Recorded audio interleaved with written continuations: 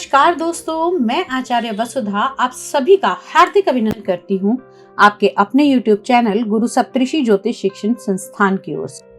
दोस्तों, आज के वीडियो में आपसे बात करूंगी कैसा रहेगा सितंबर का महीना ग्रह गोचर की दृष्टि से आपके लिए। लेकिन उससे पहले यदि आप चैनल पे नए हैं और आपने अब तक चैनल को सब्सक्राइब नहीं किया है तो प्लीज सब्सक्राइब कर दीजिए। साथ ही साथ बेल आइकॉन को जरूर दबा दीजिए ताकि आने वाले सभी वीडियो आपको समय से मिल सके। तो चलिए बात करते हैं इस महीने में कौन कौन से व्रत, पर्व और त्योहार आएंगे और साथ ही साथ कौन से राशि परिवर्तन करेंगे ग्रह। अब आइए जान लेते हैं व्रत, पर्व और त्योहार। 3 सितंबर को दुर्वाष्टमी का व्रत रखा जाएगा तथा 6 सितंबर को पद्मा एकादशी रहेगी। 7 सितंबर को वामन अष्टमी तथा 8 सितंबर को प्रदोष का व्रत रखा जाएगा। 9 सितंबर को अनंत चतुर्दशी मनाई जाएगी तथा 10 सितंबर से श्राद्ध आरंभ होंगे। इसमें पूर्णिमा का पहला श्राद्ध 10 सितंबर को मनाया जाएगा। 21 सितंबर को इंदिरा एकादशी रहेगी तथा 25 सितंबर को श्राद्ध का समापन होगा तथा अमावस्या की तिथि रहेगी। 16वां श्राद्ध होगा उस दिन। 26 सितंबर को नवरात्रि आरंभ होंगे। जी हाँ, शारदीय नवरात्रि, इनसे जुड़ी हुई बहुत सारी वीडियो हमारे चैनल पर आपको मिल जाएंगी। इसमें कवच, कीलक, स्तोत्र, इसके अलावा नवरात्रों में किए जाने वाले विशेष उपाय भी आपको बताए जाएंगे। ये तो थे व्रत, पर्व और त्योहार। अब जान लेते हैं कौन कौन से ग्रह राशि परिवर्तन करने वाले हैं इस माह में। सबसे पहले 17 सितंबर को सूर्य का राशि परिवर्तन होगा। उसके बाद में 24 सितंबर को शुक्र अपनी नीच राशि यानी कि कन्या राशि में भ्रमण करेंगे। 30 सितंबर को ही शुक्र पूर्व दिशा में जाकर अस्त हो जाएंगे। और जैसा कि मैं सदैव बताती हूँ कि चंद्रमा हर सवा 2 दिन में राशि परिवर्तन करते ही रहते हैं। उससे जुड़ी हुई वीडियो भी हमारे चैनल पर आपको मासिक राशिफल, साप्ताहिक राशिफल तथा दैनिक राशिफल के रूप में मिलती रहती है। तो चलिए अब बात करते हैं इस ग्रह गोचर का आपके जीवन पर क्या प्रभाव पड़ने वाला है सितंबर के महीने में। तो आइए जान लेते हैं।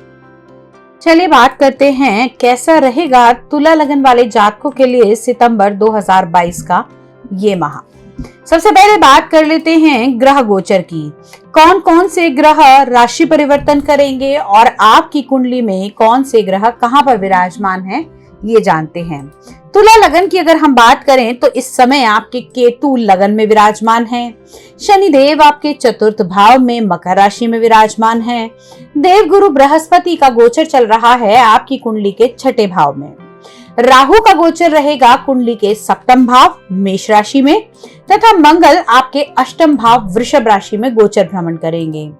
वहीं सूर्य और शुक्र की युति रहेगी आपकी कुंडली के 11वें भाव में। गोचर रहेगा आपकी कुंडली के 12वें भाव में। यहाँ पर बुध उच्च के होकर विराजमान है। अब जान लेते हैं कि इस ग्रह गोचर का क्या परिणाम होने वाला है और क्या आपके जीवन पर इसका प्रभाव पड़ेगा।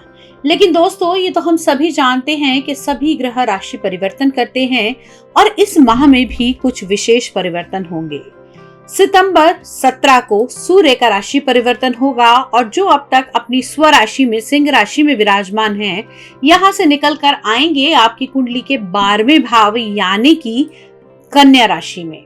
उसके बाद में शुक्र जो अभी सिंह राशि में हैं, कन्या राशि में प्रवेश करेंगे 24 सितंबर 2022 को और होंगे नीच के। अब 30 सितंबर को शुक्र पूर्व दिशा में अस्त भी हो जाएंगे। इसके बाद दोस्तों, चंद्रमा जो लगातार राशि परिवर्तन करते रहते हैं, वो आपकी कुंडली के सभी भावों पर अपना प्रभाव अवश्य डालेंगे। उसके लिए हमारे चैनल पर आप आज का राशिफल और साप्ताहिक राशिफल देख सकते हैं। तो आइए जान लेते हैं कि सितंबर के महीने में क्या क्या बदलाव आने वाले हैं। इस महीने में आप थोड़ा सा मानसिक तनाव में रह सकते हैं। सबसे बड़ी बात, आपके लगन में चंद्रमा और केतु की युति रहेगी। आपके ऊपर काम का दबाव बहुत अधिक बना रहेगा, क्योंकि आपकी कुंडली के आपके कर्म भाव के स्वामी चंद्रमा केतु के साथ युतिबद्ध करके आपके सिर के स्थान यानी कि आपके लगन में विराजमान रहेंगे। इसमें आपको चीजें बहुत हद तक करने का मौका नहीं मिलेगा। कहीं ना कहीं आपको काम जो है वो लोगों के दबाव में आकर करना पड़ेगा, उनके नजरिए से अपने काम को देखकर ही करना पड़ेगा। मेहनत बहुत अधिक है इस महीने में आपके लिए, लेकिन आपके अंदर सबसे बड़ी बात यह है कि आप कभी भी मेहनत से पीछे नहीं हटते। तुला लगन वालों की एक खासियत होती है, ये अपने कार्य को, अपनी जिंदगी को बड़े ही बैलेंस तरीके से चलते हैं। इसी के कारणवश आपको आपके जीवन में उन्नति भी प्राप्त होती है। अगर हम बात करें सितंबर के महीने की, तो इस माह में आपको आपके हायर अथॉरिटी या फिर आपके जो उच्च अधिकारी होंगे उनसे लाभ की भी प्राप्ति होगी। वो लाभ आपका इंक्रीमेंट की तरीके से हो सकता है या फिर आपके काम को बहुत अच्छे तरीके से सराहा भी जा सकता है, जिसके कारण आपका मनोबल बढ़ेगा। अब बात कर लेते हैं आप लोगों के स्वास्थ्य के बारे में। जैसा हमने बताया कि थोड़ी सी मानसिक स्थिति इस समय में गड़बड़ा सकती है, लेकिन फिर भी आपके लगन के स्वामी जैसे ही 24 तारीख को नीच के होके आपके 12वें भाव में विराजमान होंगे, तो स्वास्थ्य से जुड़ी हुई समस्याएं, गुप्तांगों से जुड़ी हुई समस्याएं, यूरिन पार्ट से जुड़ी हुई समस्याएं और साथ ही साथ अगर आपको शुगर की प्रॉब्लम है तो इन सारी समस्याओं में आपको सामना करना पड़ सकता है। इस महीने में आपको ऐसा भी लग सकता है कि आप बहुत ज्यादा एक्सपेंसेस का बोझ उठा रहे हैं। साथ ही जैसे ही शुक्र नीच के होंगे तो थोड़ी सी हेल्थ में तो गिरावट आएगी, लेकिन इससे आप लोगों का यहीं पर नीच भंग राजयोग भी बनेगा। अच्छी बात यह है कि बुध यहाँ पर उच्च के होकर विराजमान है, तो परिस्थिति इतनी ज्यादा खराब नहीं होगी। अब बात कर लेते हैं आप लोगों की कुंडली के दूसरे भाव के बारे में, यानी कि आपके कुटुंब के भाव के बारे में। तो दूसरे भाव के स्वामी, वाणी के स्थान के स्वामी और आपके कुटुंब के स्थान के स्वामी मंगल देव इस समय अष्टम भाव में विराजमान है।